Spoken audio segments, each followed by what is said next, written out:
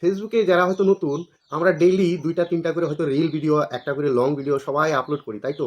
বাস একটা ভিডিও আপনি আমি দেখানো অনুযায়ী আপলোড করে দেখেন, আপনার পেজে নয়তো প্রোফাইলে, দেখবেন অবশ্যই ফলাফল কিছু হলেও ভালো পাইবেন। চলেন আমরা স্ক্রিনে গাইস, প্রথমেই আপনি ফেসবুকটাকে ওপেন করে নেবেন। তারপর এই যে এখানে প্রোফাইল আইকন আছে, এইখানে চাপ দিবেন।